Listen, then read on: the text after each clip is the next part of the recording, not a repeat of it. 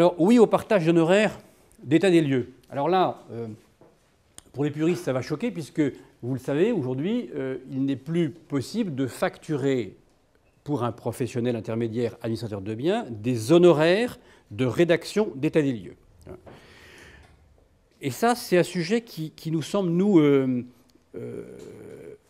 non seulement essentiel, mais pertinent parce que, plus que les honoraires de location, dans lesquels on ne voit pas toujours la valeur ajoutée du professionnel, il nous semble que justement, l'état des lieux et la bonne rédaction, comme on le disait, d'état des lieux, c'est la garantie de l'un et de l'autre, du bailleur et du locataire.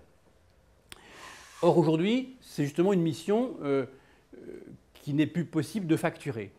Et on s'aperçoit que la moitié des réclamations en gestion locative viennent d'un état des lieux d'entrée ou de sortie ou d'imputation de travaux et de réparations locatives qui sont discutés et qui ne sont pas acceptés par les locataires.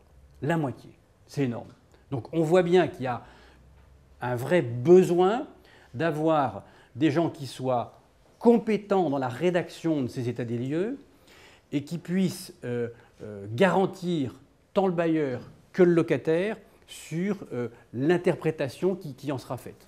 Et c'est pour ça que nous on considère que si, et ça va faire le lien avec le slide suivant, s'il y a une révision du mode de calcul des honoraires des professionnels, on doit avoir en tête le fait que lorsque le professionnel intervient entre le locataire et le bailleur sur la rédaction du bail et sur l'état des lieux doit nécessiter une vraie compétence, un vrai savoir-faire pour éviter les litiges. Donc, ça seulement justifierait une quote-part de rémunération.